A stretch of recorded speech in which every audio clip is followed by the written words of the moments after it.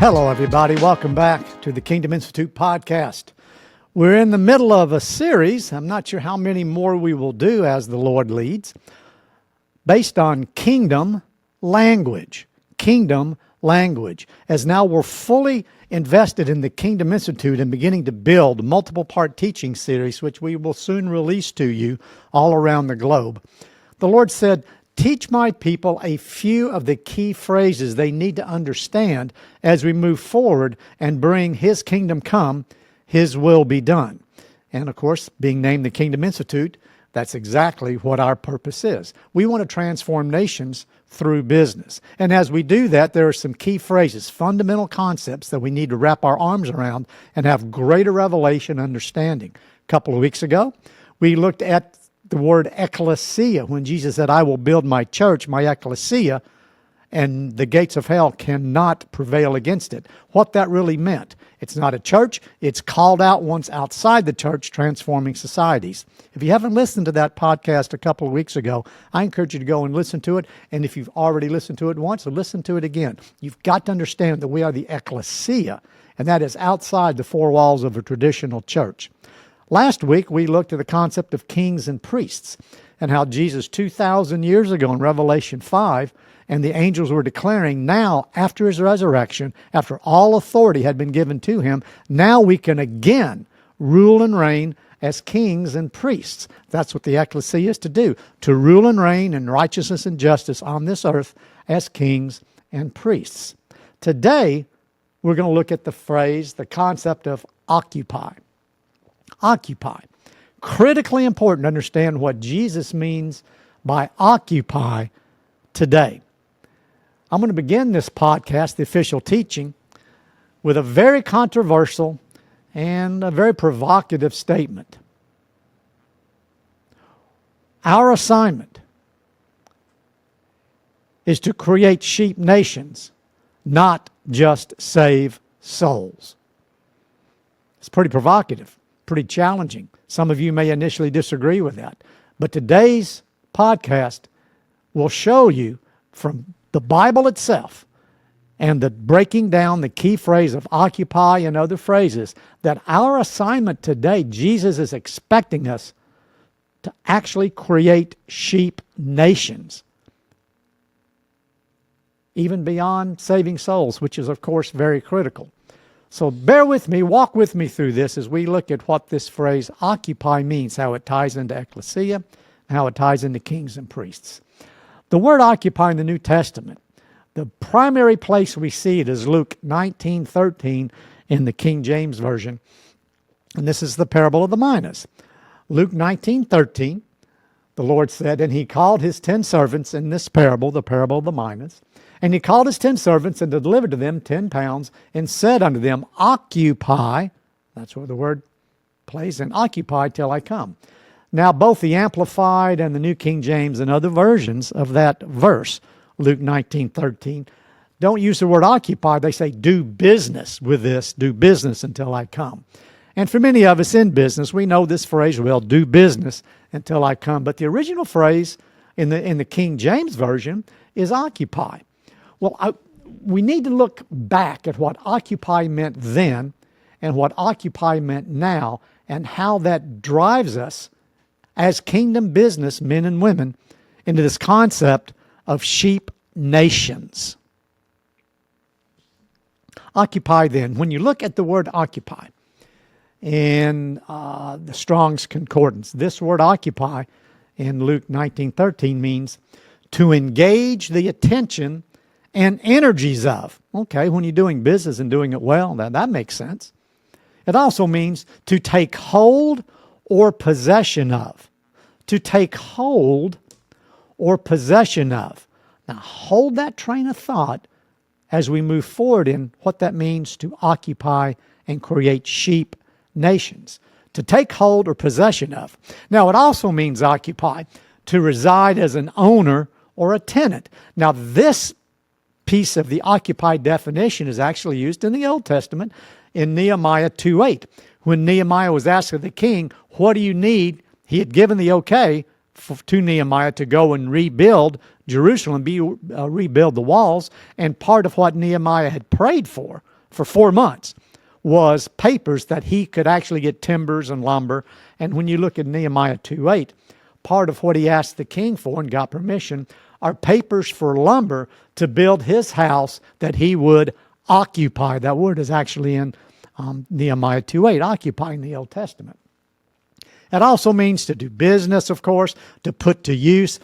The occupy then is a little bit different, I'm going to challenge us, than what the occupy means for today.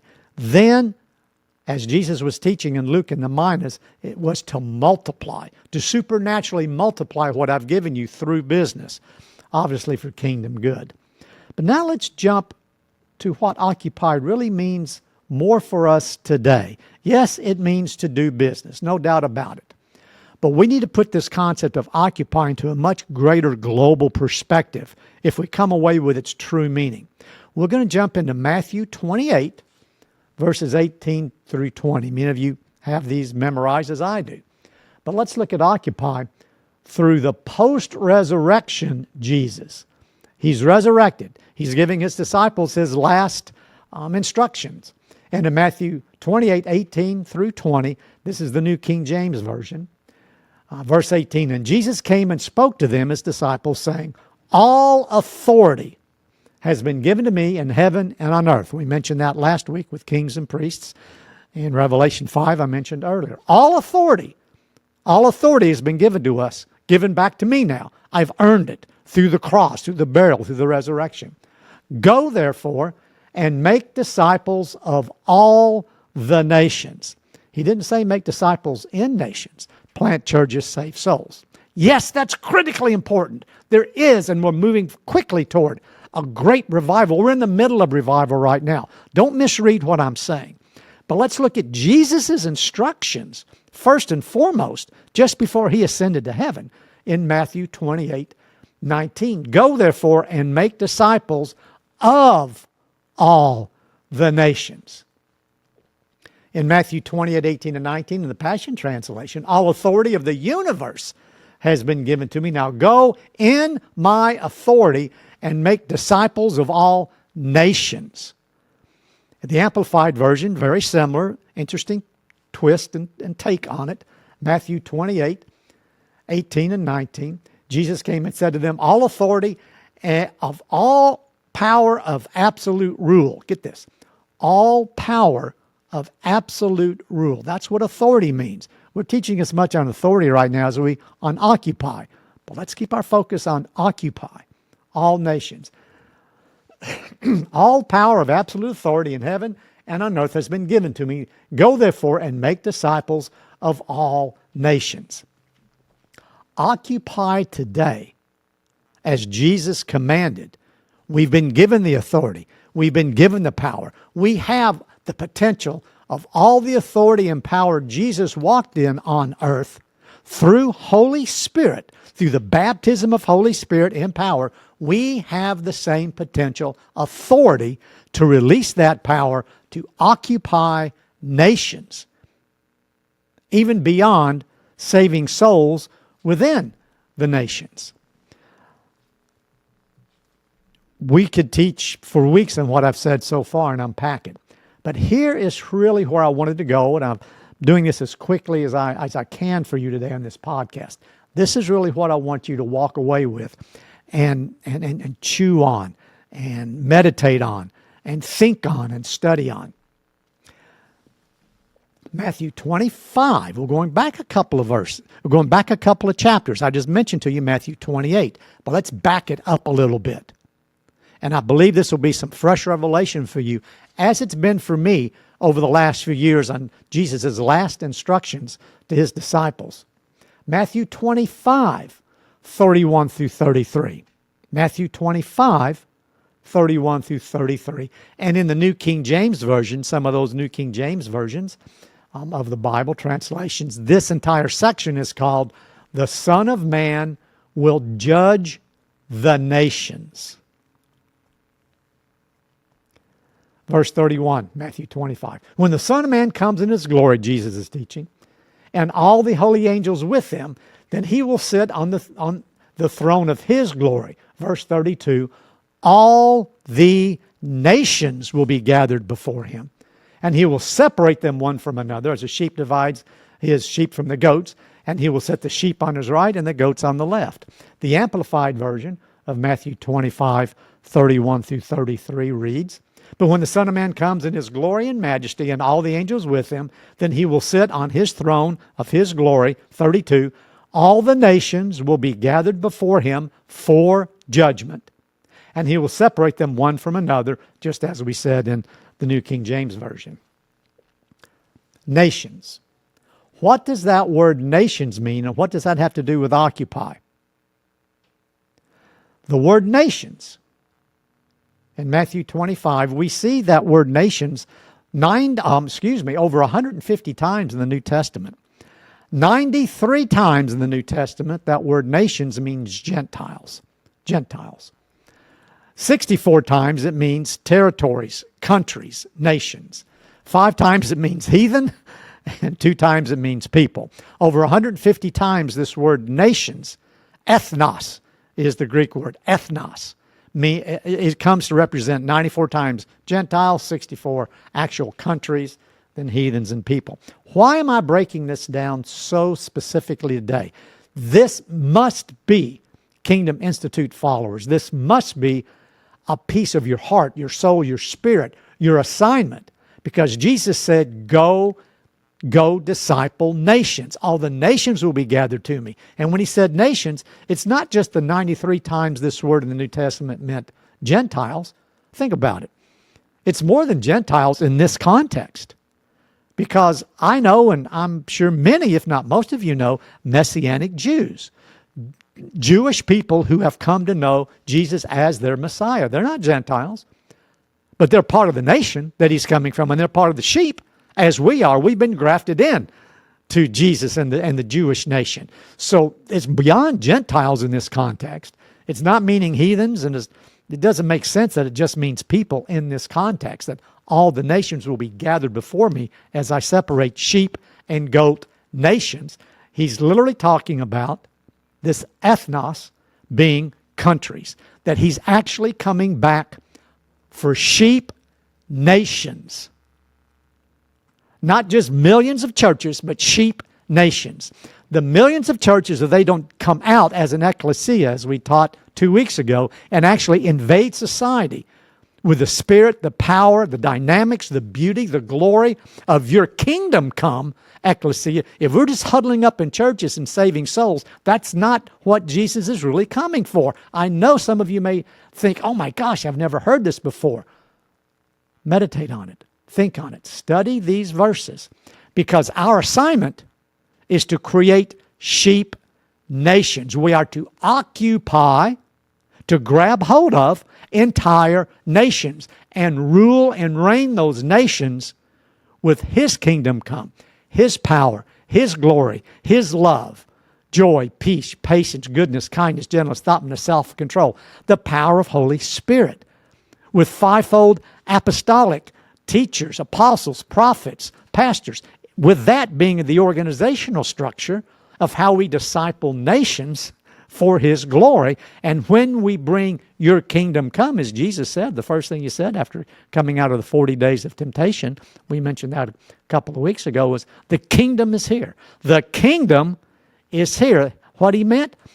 Jesus' government is on his shoulders. We are to rule and reign his government, to invade by ecclesia as kings and priests and occupy nations until he comes.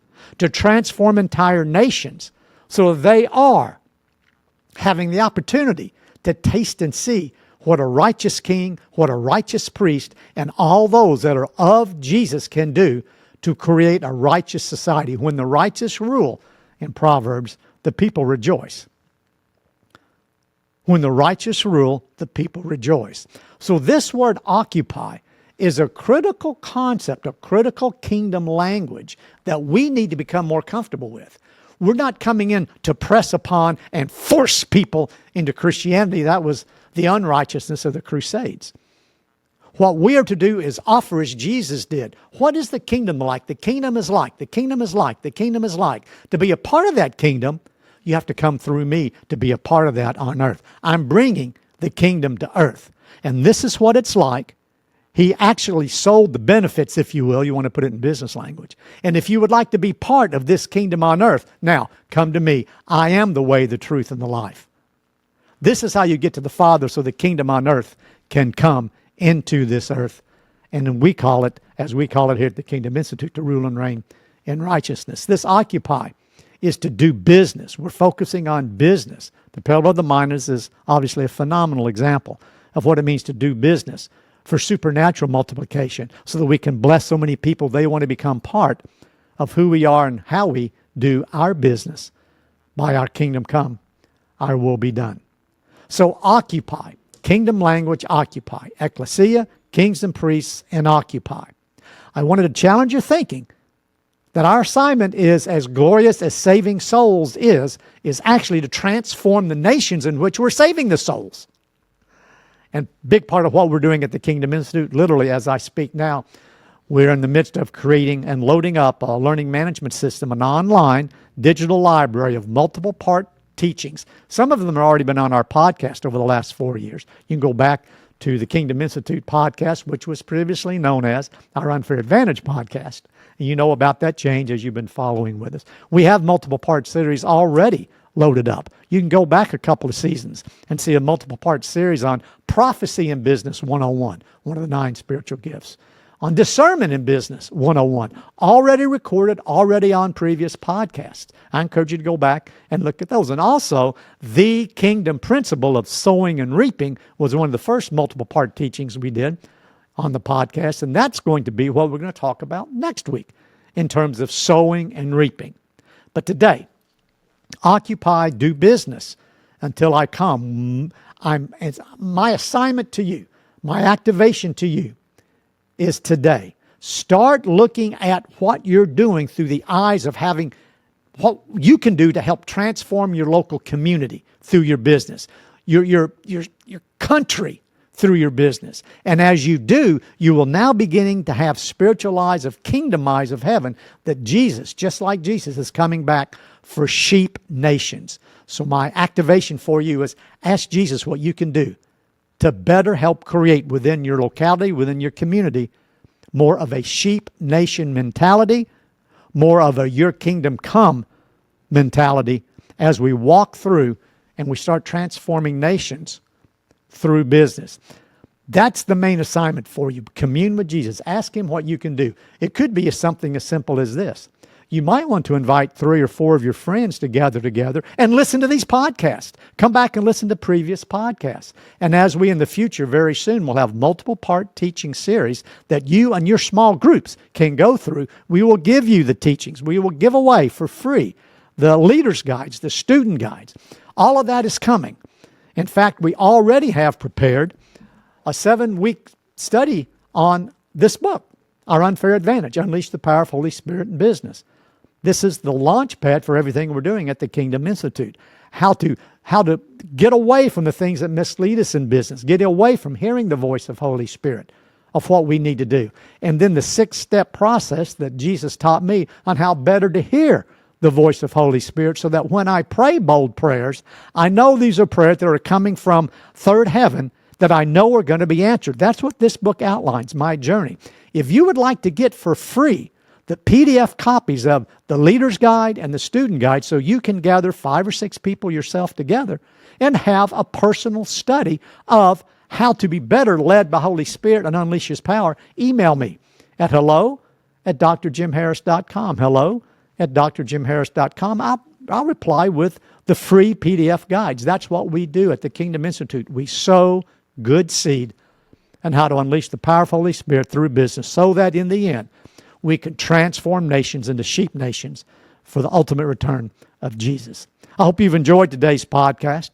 Next week, we're going to look at the absolute critical concept of sowing and reaping and why I call that the capital T, capital H, capital E, the kingdom principle, because it is the first covenant of God to man. The first covenant, the kingdom principle of sowing and reaping. Next week, that's where we're going.